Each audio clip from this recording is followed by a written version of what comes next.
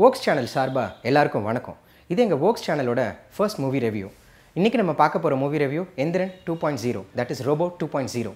இந்த படத்தை பற்றி பார்க்கணுன்னா இதுக்கு காரணமாக இருந்த இதோட மொதல் படம், அதாவது எந்திரனை பார்த்தீங்கன்னா அது படம் ஒரு கமர்ஷியலாக ஹிட் ஆனாலுமே அதில் சில விஷயங்கள் நம்ம கொஞ்சம் மிக்சட் ரிவ்யூவாக வந்த பார்ட் என்னென்னு பார்த்தீங்கன்னா, அந்த படத்தில் செகண்ட் ஹாஃப் வந்து கிராஃபிக்ஸ் வைஸில் கொஞ்சம் ஏதோ பொம்மை படம் பார்த்த மாதிரி இருக்குது அது இதுன்னு சொல்லி நம்ம பல கமெண்ட்ஸ் நம்ம வந்து கேட்டிருப்போம்.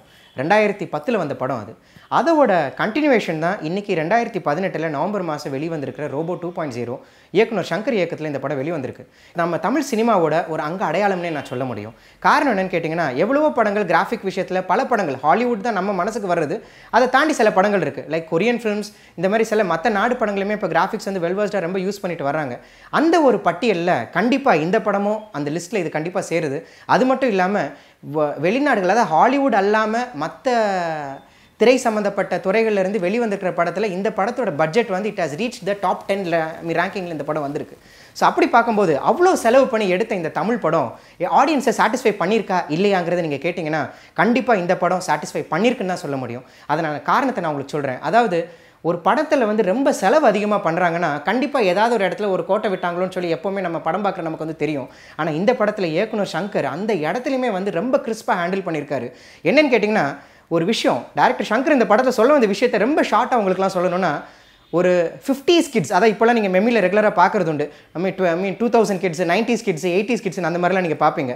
ஸோ அந்த பட்டியலில் பார்த்தீங்கன்னா 50s கிட்ஸ்லேருந்தே நீங்கள் எடுத்துக்கோங்க டில் 90s கிட்ஸ் வரைக்கும், 60s, 70s, 80s, 90s kids வரைக்கும் நீங்கள் எடுத்துக்கிட்டிங்கன்னா நாங்கள் எல்லாருமே மனசுக்குள்ளே போட்டு புழுங்கிட்டு இருக்கிற ஒரு விஷயத்த இயக்குனர் சங்கர் அதை வெளியில் அழகாக கொண்டு வந்திருக்காரு. அதாவது ஒரு சிம்பிள் கேள்வி, என்னதான் உங்கள் டெக்னாலஜியில் வளர்ச்சி இருந்தாலும் ஒரு சின்ன உயிரினத்தை கூட உங்களால் காப்பாற்ற முடியலன்னா அந்த டெக்னாலஜி வளர்ந்து எந்த பிரயோஜனம்? இந்த ஒரு விஷயத்தை வச்சுட்டு மைய கருவாக வச்சுட்டு இதை அழகாக எடுத்துகிட்டு, அதாவது எல்லா வகையான ஆடியன்ஸும், அதாவது A கிளாஸாக இருக்கட்டும், B கிளாஸாக இருக்கட்டும், C கிளாஸாக இருக்கட்டும், அதாவது யார் பார்த்தாலுமே இந்த உலகத்தில் எந்த மூலையில் இருக்கிற ஒருத்தன் இந்த படத்தை பார்த்தாலுமே மொபைல் ஃபோனை எந்த அளவுக்கு ஒரு மனுஷன் யூஸ் பண்ணுங்கிறத அவர் தெளிவாக இந்த படத்தில் கொண்டு வந்து சேர்த்து. இதுதான் இந்த படத்தோட மிக ப்ளஸ் பாயிண்ட்டாக நான் கருதுறேன். அதுக்கப்புறம் நீங்கள் பார்த்தீங்கன்னா இந்த படத்தோட விஷுவல் எஃபெக்ட்ஸ், அதாவது ஒன்னில் நீங்கள் என்னதான் நீங்கள் ஒரு ட்ராபேக்காக எடுத்து நீங்கள் சொன்னாலுமே இல்லைங்க, கிராஃபிக்ஸுங்கிறது எங்கள் தமிழ்நாட்டிலையுமே இந்த மாதிரி ஒரு படங்கள் கண்டிப்பாக வர முடியுங்கிறத கொண்டு வந்திருக்காரு. அதாவது இந்த படத்தை நீங்கள் கம்பேர் பண்ணணும்னு நீங்கள் பார்த்தாலுமே கண்டிப்பாக ஒரு மார்வல் அவெஞ்சர்ஸையோ இல்லை ஒரு DC பேட்மேன் சூப்பர்மேனை தான் நீங்கள் கண்டிப்பாக கொண்டு வரணும். ஏன்னா அந்த லெவலுக்கு ஒரு தமிழ் படம் ஒரு கம்பேரிசனுக்கு போயிருக்குங்கிறதே நமக்கு அது ஒரு பெரிய சக்ஸஸ். 3D கிளாஸை போட்டு நம்ம உட்காந்து இது வரைக்கும் ஹாலிவுட் படத்தை தான் நம்மளாம் என்ஜாய் பண்ணியிருப்போம். இல்லைனா அதுக்கு இல்லாமல் நீங்கள் பார்த்தீங்கன்னா நம்ம முன்னாடி அங்கங்கன்னு போயிட்டு அந்த மைடியர் குட்டி சாத்தான் இந்த மாதிரி படங்களை பார்த்துருப்போம். அதுக்கப்புறம் சிவாஜி நம்ம 3D ரீமேக் பண்ணி கொண்டு வந்திருக்காங்க. ஆனால் இந்த படமானது அதையும் தாண்டி 3D அந்த நேம் டைட்டில் கார்டிலே வந்து அடித்து உடச்சிட்டார் எல்லாத்தையும். இது தாயா 3D, இதை பாரியா, இந்தாயா 3D டெக்னாலஜின்னு சொல்லி அப்படி தூக்கி காட்டியிருக்காரு. சூப்பர் ஸ்டாரோட பேர் போடுறதா இருக்கட்டும், இந்த பேர் போடுறதுலேருந்து அந்த டைட்டில் கார்டு முடிஞ்சு படத்தில் வர அந்த ஃபஸ்ட் சீனாக இருக்கட்டும், ஒரு ஃபஸ்ட் சீனில் ஒரு சின்ன ஒரு சம்பவம் ஒன்று நடக்கும். அந்த சம்பவத்திலே வந்து அவங்க வந்து புரிய வச்சிருப்பாங்க யாருங்கிறது. இந்த படத்தில் இன்னொரு முக்கியமான ஒரு விஷயத்த சொல்லணும். அதாவது ஒரு இடங்களுக்கு ஒரு நல்ல ஒரு பேர், அதாவது அந்த பழைய புராணத்திலிருந்து எடுத்த ஒரு வார்த்தை அந்த படத்திலே சொல்லியிருப்பாங்க, நீங்கள் பார்த்தீங்கன்னா தெரியும். அதாவது புள்ளினங்கள், இந்த வார்த்தையை வச்சுக்கிட்டு அழகாக கொண்டு வந்து ஒரு கவிதையை மாடர்ன் டெக்னாலஜியை யூஸ் பண்ணி கலந்து கொடுத்துருக்காரு இயக்குனர் சங்கர். இந்த படத்தில் இயக்குனர் சங்கரை பற்றி நம்ம சொல்லணும்னா, அதாவது அந்த இயக்குனர் சங்கரை பற்றி மட்டும் நான் சொல்கிறேன்னு அர்த்தம் கிடையாது. ஒன்று நல்லா புரிஞ்சுக்கணும், இந்த படத்தில் வர ஒவ்வொரு சீனுமே, அதாவது லைட்மேன்லேருந்து இதில் ஒர்க் பண்ண அசிஸ்டன்ஸோட எல்லாரோட வேலையுமே இந்த படத்தில் தெளிவாக தெரியும். Scene by scene, frame by frame அவ்வளோ அழகாக செதுக்கியிருக்காங்க. இந்த படத்தில் எங்கேயுமே தோய்வுன்னு சொல்லி நம்மளால சொல்லவே முடியாது. ஏன்னா படம் அடுத்த என்னங்கிறது ஒரு லெவலில் போய்கிட்டே இருக்கும். இதில் பிரமிப்பாக கொடுக்கக்கூடிய ஒரு விஷயம் என்னன்னு பார்த்தீங்கன்னா, நம்ம டேரக்டர் சங்கர் சாரோட படம் வந்து ஆரம்பத்துலேருந்தே பார்த்துருக்கோம். அதாவது ஜென்டில்மேன், காதலன், ஜீன்ஸ், முதல்வன், இந்த மாதிரி வருஷப்படுத்தி பார்த்தீங்கன்னா இந்தியன் எல்லா படத்தையும் நீங்கள் பார்த்தீங்கன்னா சங்கர் சாருக்குனே ஒரு ஃபார்முலா ஒன்று இருக்கும். அதாவது பார்த்தீங்கன்னா ஒரு அந்த படம் அந்த கதை ஓரியன்டாக முதல்ல ஒரு சீன் ஒன்று கொடுப்பாரு. அதுக்கப்புறம் பார்த்தீங்கன்னா ஒரு கமர்ஷியல் அந்த ஆடியன்ஸ்க்கு ஏற்ற மாதிரி ஒரு சீன் ஒன்று கொடுப்பாரு. இது உதாரணத்துக்கு சொல்லணும், எந்திரன் 1 நீங்கள் எடுத்துக்கிட்டிங்கன்னா கிளிமாஞ்சாரோ ஒரு பாட்டுக்காகவே ஒரு சீக்வன்ஸை ஒன்று வந்து கொண்டு வந்திருப்பாரு. அதுக்கப்புறம் பார்த்தீங்கன்னா அந்த படத்துக்கு அந்த கதையோட ஓரியன்டாக ஒரு சீன் ஒன்று கொண்டு வந்திருப்பாரு. ஆனால் இந்த ஃபார்முலாவை இந்த படத்தில் தகுத்திருக்காரு. அது I really want to appreciate director Shankar for this effort. அது வந்து ஏன் கேட்டிங்கன்னா, அதாவது அந்த ஃபார்முலாவே இல்லாமல் இந்த படத்தில் வந்து பாட்டுக்கு அவ்வளோ முக்கியத்துவம் கொடுக்காம அந்த அழகாக அந்த பாட்டு வர வேண்டிய இடத்துல ஒரே ஒரு பாட்டு மட்டும் அழகாக வந்துட்டு போயிருக்கு. That was really excellent, amazing. காரணம் என்னென்னா, இந்த படத்தில் விட்டு நம்மளை அங்கே எங்கே நம்மளை டைவர்ட் பண்ண முடியாமல் ஃபுல்லாக உட்காத்தி வச்சிட்டாங்க. இல்லை ரெண்டாவது விஷயம் என்னென்னு பார்த்தீங்கன்னா, அதாவது சூப்பர் ஸ்டாருக்குனே உடைய சில ஒரு பர்டிகுலர் ஒரு வியூ ஒன்று உண்டு. என்னென்னு பார்த்தீங்கன்னா, சூப்பர் ஸ்டாராக இந்த டைலாக் பேசுவார், நல்லா சூப்பராக இருக்கும், அதை நம்ம ரசிச்சு. இப்போ உதாரணம் எந்திரனே நீங்கள் பார்த்தீங்கன்னா அந்த வசி எப்படி இருக்குது அந்த சில ஸ்லாங்கோட அவருக்குனே உரிய ஒரு ஸ்டைல் அவர் அழகாக சொல்லியிருப்பார். அதான் அந்த சூப்பர் ஸ்டாரோட குவாலிட்டி. ஆனால் சூப்பர் ஸ்டார் கிட்ட நம்ம அப்ரிஷியேட் பண்ண வேண்டிய இன்னொரு விஷயம் என்னென்னு பார்த்தீங்கன்னா, அவர் கொடுக்கக்கூடிய படங்களில் வந்து அந்த கதை ஓரியன்ட் செலெக்ஷன் வந்து எக்ஸலண்ட்டாக இருக்கும். எப்போவுமே சூப்பர் ஸ்டார் படம்னா நம்ம நம்பி போய் உட்காந்து பார்ப்போம் படத்தை. அந்த வகையில் சூப்பர் ஸ்டாரும் நம்மளை வந்து ஏமாத்தலை. என்னென்னு கேட்டிங்கன்னா, இப்போது சில படங்கள் இருக்குது சூப்பர் ஸ்டாருக்குனே பார்த்தீங்கன்னா கதை ஓரியன்ட் மூவிஸ். இப்போ சமீபத்தில் கொஞ்சம் வருடங்களுக்கு முன்னாடி வந்த படம் பார்த்தீங்கன்னா சந்திரமுகி அந்த மாதிரி ஒரு கேட்டகரியில் நம்ம சொல்லுவோம். அதாவது சூப்பர் ஸ்டார் அந்த ஒரு கரிஸ்மா இல்லாமல் ஆஸ் அன் ஆர்டிஸ்ட்டாக அவர் வந்து பெர்ஃபார்ம் பண்ணிட்டு போயிருப்பார் பல படங்களில். அந்த பெர்ஃபார்மன்ஸ்குள்ளே அவரோட ஸ்டைலில் அவர் காட்டிட்டு அங்கேயும் அவரோட முத்திரை பதிச்சுட்டு போவார். இல்லைனா சூப்பர் ஸ்டாரை கிட்டத்தட்ட இத்தனை ஜெனரேஷன் தலைமுறையாக ஒருத்தர் நிற்கிறாருன்னா only he can do that, the only one super star. அதையும் அந்த படத்திலேயே அழகாக சொல்லியிருப்பார் கதையோட ஒன்றி. அதெல்லாம் கேட்கும்போது கண்டிப்பாக தேட்டரில் அப்படி அனல் பறக்குது. That is super. Superstar என்றைக்குமே எங்களுக்கு சூப்பர் ஸ்டாராகவே இருந்தாருன்னா என்றைக்குமே we are all his fans. அதில் வந்து எந்த ஒரு மாற்று கருத்துமே அதில் வந்து கிடையாது. அடுத்தது அந்த படத்தை பற்றி பார்க்கணுன்னா, இந்த படத்தோட cameraman mister Nirav Shah and editor mister Antony. அதாவது எங்கேயுமே ஒரு சின்ன பிசுறு மட்டும் சொல்லாமல் அதிகமாகவும் இல்லாமல் குறைவாகவும் இல்லாமல் அவங்கவுங்க வேலையை அவங்க கரெக்டாக பண்ணியிருக்காங்க. அது இந்த படத்துக்கு ஒரு பெரிய ப்ளஸ்.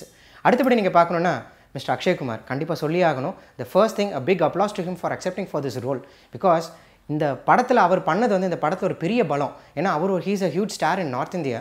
அப்படி இருந்தாலுமே இந்த படத்தில் அவர் பண்ணிக்கிற அந்த கேரக்டர் பார்த்தீங்கன்னா, அவர் அந்த ஒரு கெட்டப்பில் வருவார். அந்த ஒரு வயசான ஒரு பேர்ட் லவராக வருவார். சச் அண்ட் ஒரு versatile in acting. It was really good. அவர் அழகாக பண்ணுறாரு, ரொம்ப நல்லா இருந்தது. அவருக்கும் ஒரு பிக் ஹேட்ஸ் ஆஃப். அண்ட் அவருக்கு போட்ட மேக்கப் அது வந்து ஸ்பெசிஃபிக்காக நம்ம சொல்லி ஆகணும். மேக்கப் மேனுமே இந்த படத்தில் வந்து அவ்வளோ ஹார்ட் ஒர்க் பண்ணியிருக்காங்க. ஏன்னா இது நம்ம சங்கர் சார் படத்தில் நம்ம சொல்ல வேண்டாம், நம்ம ஐயில் பார்த்துருக்கோம். ஐயெல்லாம் விட இன்னும் முன்னாடி நம்ம பின்னாடி கொஞ்சம் பார்த்தீங்கன்னா கூட இந்தியனில் அப்போவே நம்ம பத்மஸ்ரீ கமலஹாசன் சார் பண்ண படத்தில் அவரோட மேக்கப் பற்றி பேசியிருக்காங்க. ஸோ சங்கர் படத்தில் அது என்ன குறையும் இல்லாமல் அவர் அழகாக கொண்டு வந்துட்டு இருக்காரு. இந்த படத்தில் என்னடா இது பேர்ட் மாதிரி ஏதோ குழந்தைத்தனமான ஒரு லுக்கில் இருக்காரு, இப்படி கண்ணு வச்சிருக்காரு, வாய் வச்சிருக்காரு, ஏதோ பறவை வச்சு ஏதோ பொம்மை படத்தை எடுக்க போகிறாங்களான்னு சொல்லி நினச்ச அத்தனை பேருக்குமே வாயை மூடி அப்படிலாம் இல்லை, வந்து உட்காந்து பாரு, இந்த படம் என்னங்கிறது உங்களுக்கு தெரியுங்கிறது அப்படி தட்டி அப்படி உட்காந்து வச்சுட்டு இருக்காரு எல்லாரையும். ஸோ கண்டிப்பாக அந்த ஆங்கிள்லையும் பார்த்தீங்கன்னா இந்த படம் சக்ஸஸ் ஆயிடுது. அடுத்தபடியாக முக்கியமானது என்னென்னு பார்த்தீங்கன்னா மியூசிக். இது நம்ம சூப்பர் ஸ்டார் ஏஆர் ரஹ்மான் சாரை பற்றி மியூசிக்கில் நம்ம கண்டிப்பாக சொல்லி ஆகணும். என்னென்னு பார்த்தீங்கன்னா இந்த படத்தில் பாட்டு வந்து அவர் ரொம்ப கம்மியாக இருந்தாலுமே ஒரு பாட்டு தான் வந்திருக்காங்க, Pullinangal. One of the extraordinary songs. A R Rahman sir எவ்வளவோ ஒரு மெலடி சாங்ஸை நிறையா கொடுத்துருக்காரு. இந்த கதைக்கு ஏற்ப ஒரு மெலடியான சாங் அந்த புள்ளினங்கள் பாட்டு கேட்டிங்கன்னா கண்டிப்பாக அந்த புள்ளினங்களுக்கு மேலே நம்ம எல்லாருக்குமே ஒரு காதல் வரும். அவ்வளோ அழகான வரிகள், அவ்வளோ அழகான பாடல்கள். Hats off to him. And அடுத்தபடியாக பார்த்தீங்கன்னா அவர் சார் கொடுத்த அந்த பிஜிஎம்மாக இருக்கட்டும், அந்த கழுகு வர்ற சீனு, இல்லை நம்ம சிட்டி வெர்ஷன் 2.0 வர பிஜிஎம் சீனு, இந்த மாதிரி ஒவ்வொரு சீனுக்குமே பார்த்தீங்கன்னா மியூசிக் வந்து has played a vital role. ஏன்னா எப்போவுமே ஒரு மூவி மேக்கிங்கில் இது ரொம்ப முக்கியமான விஷயம். ஏன்னா பார்க்குறது மட்டும் இல்லை, கேட்குறதுமே ரொம்ப ரொம்ப முக்கியமான ஒரு விஷயம். அந்த பாட்டிலையும் mister A R Rahman sir has done a very excellent job. அதை நம்ம சொல்லவே வேண்டாம், ஏன்னா அவரை பற்றி எல்லாமே தெரியும். இவங்க ஏஆர் ரஹ்மான் சாராக இருக்கட்டும், இல்லை சங்கர் சாராக இருக்கட்டும், அவங்கள பற்றி நம்ம புதுசாக எதுவுமே சொல்ல வேண்டாம். பிகாஸ் அவங்களே புதுமை. ஏன்னா அவங்கள பார்க்குறதே நமக்கு வந்து எல்லா வாட்டியும் கொஞ்சம் புதுமையாக தான் இருக்கும். ஏன்னா இவங்க ரெண்டு பேருமே பேர் போன ஒரு விஷயம் என்னென்னு பார்த்தீங்கன்னா புதுமை, பிரம்மாண்டம். இது இல்லாமல் அவங்க படம் கண்டிப்பாக இருக்காது. அதை நமக்கு கொடுத்துக்கிட்டே இருக்காங்க. அதை அதை நம்மளும் என்ஜாய் பண்ணிக்கிட்டே தான் இருக்கோம். I want this to continue for ever and it's a very good film. இன்னொரு விஷயம் இந்த படத்தை பற்றி முக்கியமாக சொல்லணும்னா, நான் முதல்ல யோசிச்சது உண்டு, செகண்ட் பார்ட்டுன்னு சொல்கிறாங்களே, இப்போ ஐஸ்வர்யா ராய் இந்த படத்தில் இருக்காங்களா இல்லையா, ஏமி ஜாக்சன் வந்திருக்காங்களே, ஒரு ரெப்ளிகாவாக ஆயிடுவாங்களோ, இந்த மாதிரி சில கேள்விகளோடு தான் நானும் போனேன். படத்தை பாருங்கள், அதுக்கு ஒரு நல்ல பதில் அவர் வச்சிருக்காரு. ரெண்டாவது யூஸ்வலாக இந்த மாதிரி பெரிய பிரம்மாண்டமான படங்களில் பார்த்தீங்கன்னா ஹீரோயினுக்கு வந்து ரொம்ப மீகர் ரோலாக தான் இருக்கும். அதாவது ஏதோ வருவாங்க போவாங்க, சும்மா பொம்மை மாதிரி ரெண்டு பாட்டுக்கு அவங்கள வச்சுட்டு போவாங்க, அந்த மாதிரி தான் இருந்திருக்கு நம்ம தமிழ் இண்டஸ்ட்ரியில் பெரும்பாலான படம். Maybe some few films other கொஞ்சம் ஹீரோயினுக்கு ஓரியன்டாக கொஞ்சம் கொடுத்துருக்காங்க. இந்த படத்தில் பார்த்தீங்கன்னா ஹீரோயினை ஒரு பொம்மையாக மாற்றிருக்காரு. ஆனால் அந்த பொம்மை எந்தெந்த அளவுக்கு இந்த படத்தில் நடிக்கணுமோ, அதாவது ஏமி ஜாக்சனை பார்க்குற யாருமே இந்த படத்தில் ஏமாற்று போக மாட்டாங்க எல்லா விஷயத்துக்குமே. And also hats off to Amy Jackson also. இந்த படத்தை பற்றி மொத்தமாக சொல்லணும்னா it is a must watch film. அதாவது நம்மளாம் ஏங்கிட்டு இருந்தது உண்டு, எங்கடா ஒரு தமிழ் படம் ஒரு ஹாலிவுட் தரத்துக்கு வராதான்னு சொல்லி நம்மளாம் ஏங்கிட்டு இருந்த ஒரு காலங்கள் உண்டு. பட் அது எல்லாமே தெரிஞ்சுட்டு ஹாலிவுட் படங்கள் பல படங்களோடைய இந்த படம் வந்து அந்த தரத்துக்கும் மேலே இருக்குங்கிறதான் கண்டிப்பாக சொல்லி ஆகணும். ஸோ இந்த படத்துக்கு எங்கள் வோக்ஸ் சேனலோட ரேட்டிங் என்னென்னு பார்த்தீங்கன்னா 5க்கு நாங்கள் 4 கொடுக்குறோம். அதுவும் ஏன் இந்த 4ன்னு பார்த்தீங்கன்னா, சில சண்டை காட்சிகளில் எங்கேயாவது ஒரு இடத்துல நமக்கு சிலருக்கு தான் அந்த ஒரு தொய்வு ஒன்று ஏற்படுற மாதிரி தோணும். ஆனால் அந்த இடத்துலையுமே பார்த்தீங்கன்னா அவர் ஒரு சர்ப்ரைஸ் எலிமெண்ட்டை கொடுத்துட்டு அங்கேயுமே நம்மள ஒரு குதூகலம் பண்ணியிருக்காரு. அது நீங்கள் படத்தை பார்க்கும்போது தான் உங்களுக்கே புரியும்.